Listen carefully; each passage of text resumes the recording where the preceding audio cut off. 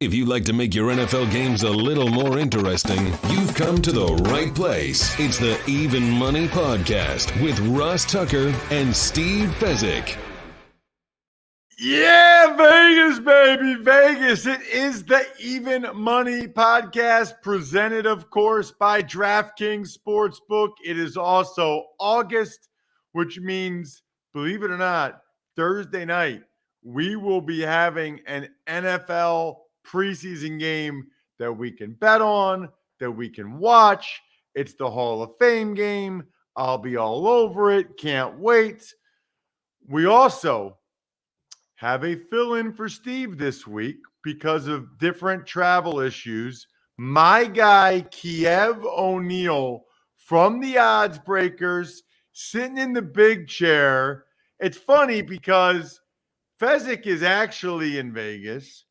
You are not, Kiev, but your Zoom background or whatever makes it look like you're right there in the casino or the sports book. It's amazing. Yeah, I do have a couple different backgrounds. I can put Soldier Field on, but that would depress me a little bit, you know. But instead, I decided to put the Circa up because I'll actually be there on August 26th and 27th. We are doing a promotion for the Circa at the Odds Breakers, talking about the Circa Millions and the Circa Survivor. Super excited, Ross. You got to fly in for this, man. Come visit me. That is awesome. Well, talk to Circa, and definitely can't be there the 27th because the Eagles play the Dolphins preseason. So no chance I am flying to Vegas and then trying to get back to Miami. Gosh, can you imagine that? Miami to Vegas, Vegas to Miami. So, Especially but I'm happy days. for you.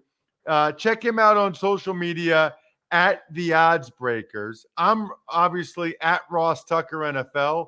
Twitter, Instagram, Facebook.com/Ross Tucker NFL, and then TikTok as well at Ross Tucker NFL. We are at Ross Tucker Pod.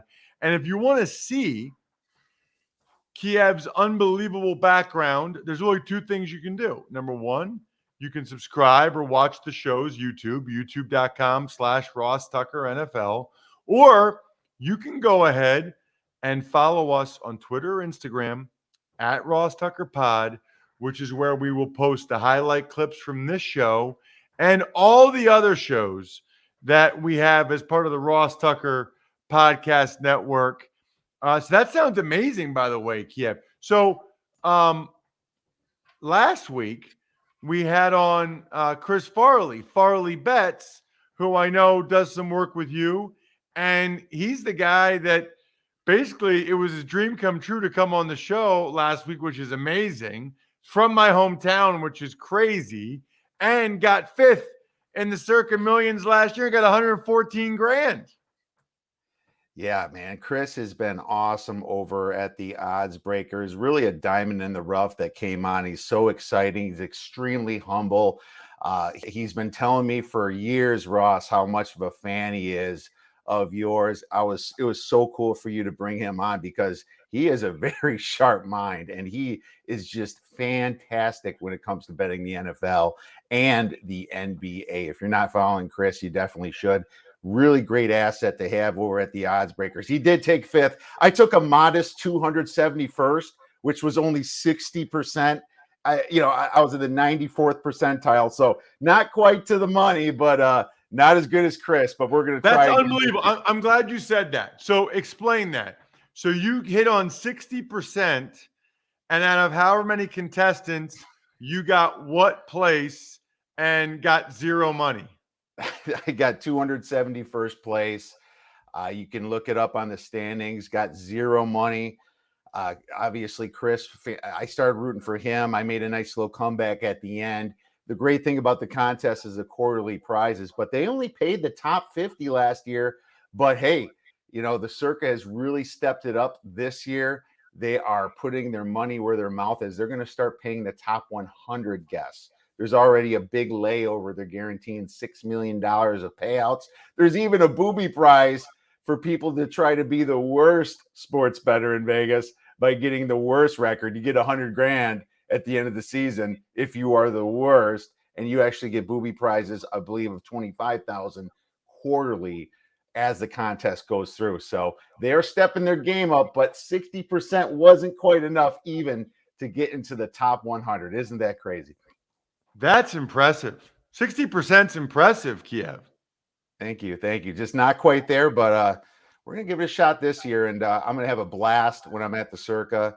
And I just can't wait to promote it and get out there. That's awesome, man. Awesome. Well, so good to have you back on the show. Next week, Steve Fezzik will be back, and it'll be all about preseason NFL betting 101. We only have one game this week. It's in a couple nights.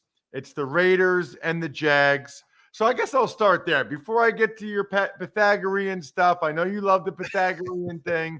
I forget what the Pythagorean thing even is, Kiev, but I know you love it.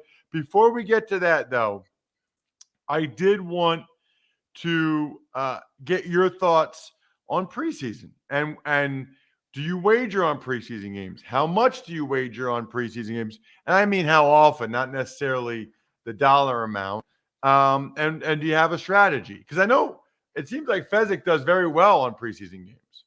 I love the preseason, and I bet it every year. And absolutely, we have strategies here. And it's kind of perfect time for that question because over at theoddsbreakers.com, I just released the coaching records of all these coaches in the preseason, Ross. And that is a big factor. Probably the biggest factor is motivation and how these coaches and their philosophies approach the preseason. So if you check out theoddsbreakers.com, you can see what these coaches did. And what I had to do extra this year, Ross, there's been 4 preseason games. I had to kind of separate the middle, kind of bunch them up into the middle weeks, but I do care about the first week and the last week, and obviously the records in total. So it really breaks it down, and adding coaches like Lovie Smith back into it, Josh McDaniels. I had 5 has-been coaches that now have jobs again. Todd Bowles, Dennis Allen. That's all coached before, and I put their records up.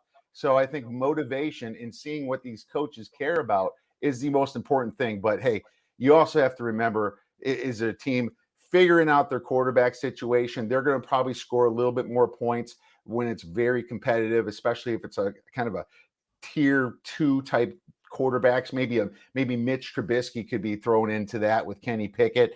And obviously looking at their tendencies, because sometimes in week 1, like I show in this article, they care more about starting with the bang, but they don't care the last week. So I look at those 2 things and try to figure out what's best for preseason. The biggest thing, Ross, if they're playing each other for some reason that season, they don't want to show their playbook. They're going to be very vanilla, and then you look to bet the under. This is all good stuff. Kiev. You're 1,000% right. I know Fezzik has mentioned it in the past as well. Some coaches, like John Harbaugh, really want to win the preseason games, and they win them all. They win a lot of them. There are other coaches that don't care at all, not even a little bit. My question for you is, do you feel like that is baked into the lines or not? Do you think that when they set these lines, that's a big part of it? Absolutely. Especially now with John Harbaugh. I mean, the cat's been out of the bag on Harbaugh here in the preseason. He's at -4 in some books. Over at DraftKings, he's -3 at -135. So you can see that the cat's out of the bag. But the way I look at it is like this, I mean, if you're going to bet a money line baseball game at -180, why would you not bet the Ravens in this situation when he is a massive 13-1 week 1 of preseason? And I think I have to pull up my article, but I believe he's around 70% here. Baltimore, 77%, 40-22. That is much better than laying -180. I still think that's a bargain. Interesting. Okay. Anything in particular with the Hall of Fame game in a couple nights? There's a little angle, and I didn't know we were going to get into preseason, but I'm glad you asked because I did look at the Hall of Fame already. And the interesting about Peterson here, it's the Jaguars versus the Raiders. A lot of people look at his week 1 preseason. He's only 1-3. Middle weeks, he's 5-3. Final week, he's 2-2, right? So, he's not exactly I guess, statistically significant when you're looking into betting him 8-8. But what I do know is his very first year that he coached with the Eagles, he went 4-0 in the preseason.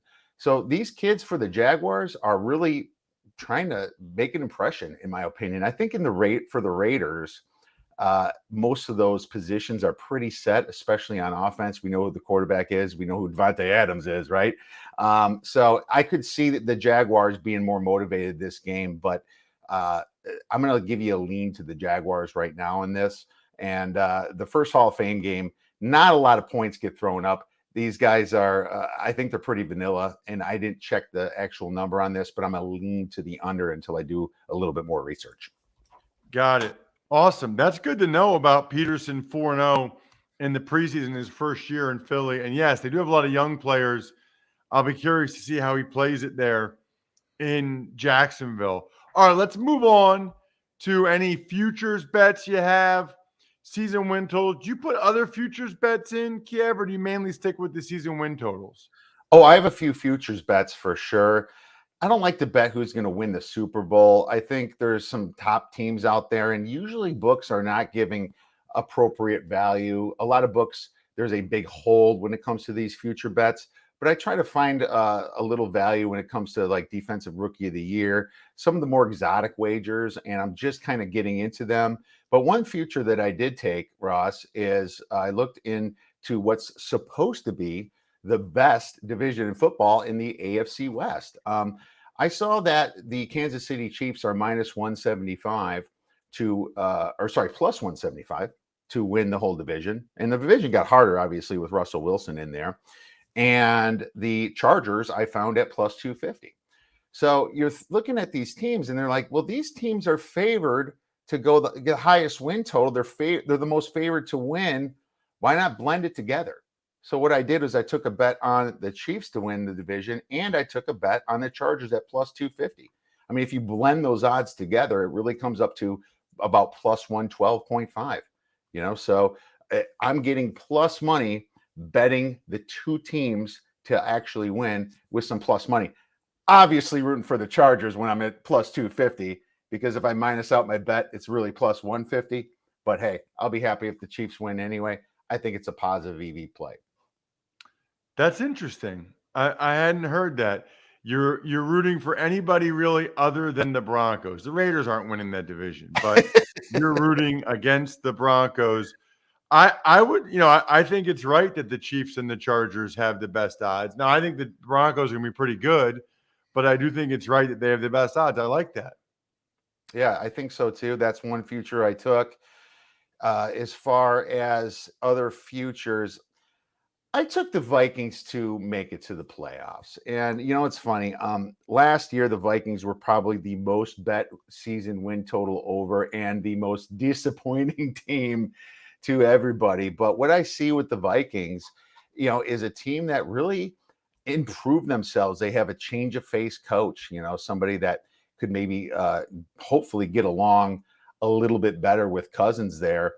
I love how they got some better players. Ed Donatel, Zadarius Smith from the Packers, defensive tackle Harrison Phillips, Jordan Hicks, great inside linebacker there from the Cardinals. They also drafted Louis Cine, Andrew Booth, two studs out of college. I think their defense improves enough, and the NFC North is pretty weak. I think they get their wins. I looked at it, and I got plus money to make the playoffs. It is now at minus 110. So that I really think the Vikings have a great shot, especially when you're talking about 7 teams in the NFC making it. Yeah, I like that one. I can see that for sure. I'll be curious to see. It seems like Zimmer was there forever to see what they're like, certainly with a new coaching staff. Before I forget, by the way, did you know September and October are the 2 biggest months for weddings and anniversaries? So with that in mind, make sure you're checking out myfrontpagestory.com if you haven't already. By far the best anniversary gift out there. It's a great wedding gift. myfrontpagestory.com. All right, Kiev, let's get into the season win totals and give everybody your whole Pythagorean thing because I like it. Well, if you look on our website, it should still be on the front page. The Pythagorean win totals basically shows you what a team should have done based upon the points they scored and the points they gave away. It's how many wins they should have done. It's factored in mathematically, and it's done. They call it the Pythagorean because Pythagoras came up with A plus B plus C on a right triangle to find the points between A and C. We don't need to get into that nerdy stuff right now. All you need to know is this tells you what teams should have done. And last year, if you looked at the numbers, 3 of the teams that were said to bet on the under actually went under. The only one that didn't was the Tennessee Titans, which got a lot of, let's just say, some luck when Deshaun Watson was taken out. Obviously, the easy division, and they won some games they probably shouldn't have won. I'm not going to take anything away from them, but that was the only team that did not go under. I like looking at it because it gives you another approach to seeing what should have happened. I mean, if a team wins 17 games by 1 point, are they really a 17-0 team, or are they more like a 9-8 team, or maybe a 10-7 team? Well, the correct answer is probably somewhere in the middle, because you do have to give players a little bump and teams a bump for being clutch, but it's certainly not 17-0. So the way this would be a massive fade situation, and it's an outlier. I gave you an example of if a team like that makes the playoffs, and it's kind of something you want to look at. But when it comes to season win totals, you can take that information and actually look to see what these teams should have done compared to what they did do. And you can see all that at the oddsbreakers.com. So I want to take a step back. What was the exact numbers on the Titans again? The Titans won 12 games last year. So I'm going to pull up my Pythagorean right now here so we can talk a little bit more about it. But there's the article that I have out this year that actually, let me just do a search for information here. There's an article this year that shows that the new teams here. So we don't know what's going to happen with the new teams, but what we do know is teams like the Raiders, and you made an example out of the Raiders, really overachieved that last year because they should have won a lot less games. And the Miami Dolphins, Ross, was a team that actually overachieved last year, and they should have won less games as well. Remember, they went on that, was it like 8-1 at the end of the season here to pull all the way up to 9 wins after starting 1-7. Well, if you look at the Dolphins schedule, it is ranked the easiest in most websites. I think all of them probably have the Dolphins as the easiest schedule last year. They're actually kind of a fade team for me coming in this year. We'll see what happens on how they actually do this year. I think there's just too much hype on the Dolphins. Okay, so that's what I want to put this into practical purposes. So based on the Pythagorean win total, the teams that exceeded expectations or weren't as good as their record indicated last year: Titans, Raiders, and Dolphins. Yeah, so this coming into 2022, here's the article here. It's actually pulling up. I'm going to give you the top teams here that overachieved. Believe it or not, the Green Bay Packers is the number 1 team that overachieved. They have a 3.21 game difference compared to their 13 actual wins. They should have been around 10 wins last year. You know, kind of Rodgers was a little bit clutch, and he usually is a clutch player. They won a lot of games, and it kind of showed in the playoffs that they might have been a fade team. A lot of sharp money was on San Francisco that loss. Number 2, the Raiders, 2.66 difference. So they have 7.34 expected wins compared to their 10 wins last year. They should have even been 500, Ross. The Steelers were next. You know, I'm going to say the Steelers won 9.5 wins because of that tie last year. So I calculated it to 6.91, a 2.59 difference. The Falcons actually had a negative 1.84 difference and should have went under. They're 7. And the Titans were minus 1.67 last year. They won 12 games. They actually should have won 10.33. So not a massive difference with them, but it goes to show you they also had a lot of fortunate situations last year, especially with Deshaun Watson in that division going out. Now, I also listed the underachievers. The New England Patriots, expected wins of 12.12. when they actually had 10 wins, 2.12 difference. The Bills, believe it or not, they were on the under last year, and they went under their 11.5. They had 11 actual wins, but they should have actually had 12.92 last year. The Seattle Seahawks, 8.9 wins compared to their 7 wins last year. You know, Russell Wilson, when he stepped it up in some of those games, especially that last game against the Cardinals, Ross, I mean, it kind of showed you what they should have done a little bit more during the season. But Russell Wilson was injured. You got to factor that in. The Broncos, 8.8 compared to their 7 wins, a 1.84 difference. And the Detroit Lions, an underachiever, 5.24 wins they should have had compared to their 3.5 adjusted for the tie, a 1.74 difference. So my question, that's all very interesting. I love that. Love hearing that. And I would say sort of anecdotally, those all make sense to me, right? Like what I remember, this team winning their more than their fair share of close games, this team losing more than their fair share of close games. But I guess my biggest question, Kiev, is let's pretend I'm a loyal listener of the Even Money podcast, or maybe I watch it at youtube.com/Ross Tucker NFL. What, if any, is the relevance for that going into this year? In other words, is it just something that you take into account, or is it like, man, I'm taking the under on the Packers, or I'm taking the over because they're due to win more than their fair share or lose more of these close games than they did a year ago? Something you completely take into account. You don't use this as the Bible. You don't use anything as the Bible. You got to go through your handicaps with how these teams did in the offseason when it comes to the trade market, Ross, where it comes to picking up free agency, where it comes to how they drafted, how deep these teams are going to be. You have to look at the quarterbacks if they change. You have to look at the coaches if they change. There's just so much more that goes into it. But I think the Pythagorean is just one of the key elements that come into the equation, Ross. And that's why I think it's very important to know what you're betting on. You know, a Raiders fan that just looks at something blank would say, well, the Raiders were 10 wins last year. I'm going to take over 7.5, over 8 wins just because of what they did last year. You have to look at things with perspective on what they should have done, you know, with these numbers, in my opinion. But, you know, I think the market knows a little bit more about this, and it's going to be somewhat adjusted for. But like me and Fez always find, there's diamonds in the rough, and we use these numbers as quickly as we can get them to try to get ahead of the market. All right, so now I'm curious for you to give me a season win total or 2, maybe 3, that you really like, taking into account all that information. All right, let's bring up my season win totals here. I mean, I took a few of them. I'm going to go with we can go with my Bears here for one. One of the worst teams I think they're coming into this year might be the Bears. I mean, their offensive line was bad last year. Justin Fields is an unproven quarterback. Lots of guys they lost, and that's important. They lost a coach and a GM, but no Danny Trevathan, no Khalil Mack, no Hakeem Hicks. I mean, that's maybe 3 of their 4 best players that they're gone.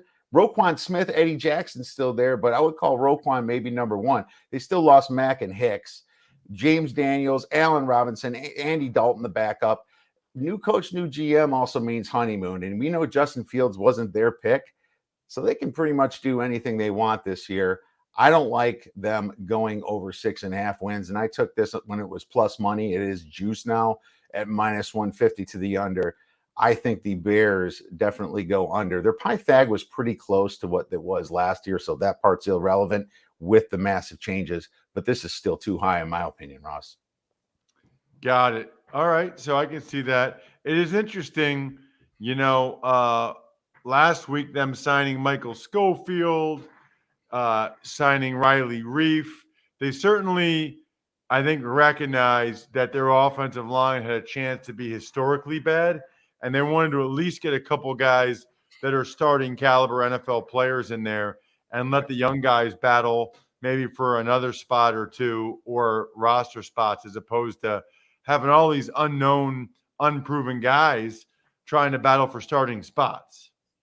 Right, exactly. And Just the fact that the Bears have so many question marks this year, and they're going to have it a little bit tough because the Lions have improved. I also believe that the Vikings have improved. The Packers are the Packers. They're not going anywhere. I know they lost Devontae Adams, but I don't think Devontae Adams is enough to put the Bears in any position to beat the Packers. So, you're looking at possibly going 1-for-5 here and so against these teams. I think that's going to be pretty brutal for the Chicago Bears coming into this season.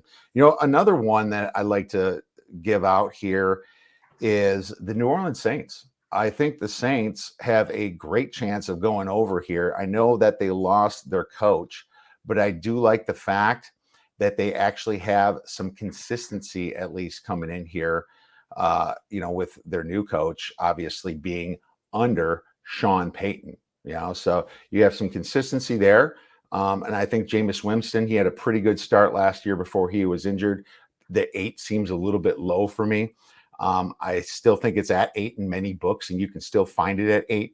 I think Tampa Bay might take a step back too, Ross, and I'm still sticking with my Saints at winning the division at plus 400 here. I think they honestly have a shot, and there's going to be a lot of distractions going in Tampa, especially if they do have a bad start. Everyone's going to be screaming for Gronkowski, who officially retired. We'll always see about that, but I think the Saints could come up and sneak that at plus 400. Make sure you check him out on social media. He is at The Odds Breakers on Twitter. He personally is at OB Kiev. You can always check out his fantastic website, theoddsbreakers.com. I encourage you to do that. Fantastic stuff. Very cool that you're going to be doing your show that I was on fairly recently from the Circa later on this month. Kiev, you're on your way, man. You're doing a great job. Really appreciate the insight and you coming on the show again today. Thanks so much, Ross. I listen to this show every single week. Can't wait to hear what Fez has to say about the preseason as well next week. Yeah, one of these years, I feel like I always get you on the show when Fez is traveling because I know you're so good and you'll do a good job. One of these years, I got to get you on to see, you're pretty sharp, though. Fez would actually love you. Actually, no, I take that back. 2 years ago, right after the show, Fez texted me and said, that guy's really good. And he doesn't often do that. So that was a real feather in your cap, Kiev, because a lot of times he'll slice and dice the guy right on the show here. Or he'll say afterwards, like, yeah, that guy doesn't really know. I'm sure he should be honest. I mean, that's what you want. I guess the back and forth on Twitter with Fez over the last few years. Fez is a great guy, amazing talent in sports betting, and that's why he's on this show. Check us out at Ross Tucker Pod on social media. Obviously, it's at Ross Tucker NFL is my personal handle. Great show to watch on YouTube and to check out Kiev's amazing Zoom background or whatever that is there. YouTube.com/Ross Tucker NFL. Other than that, we're done. Good luck, everybody. Hope you guys win some money. Good luck. Have fun Thursday. Thanks for listening to the Even Money Podcast. Make sure to also subscribe to the Ross Tucker Football Podcast, the Fantasy Feast, Business of Sports, and the College Draft. All available at Apple Podcasts, rosstucker.com, or wherever podcasts can be found.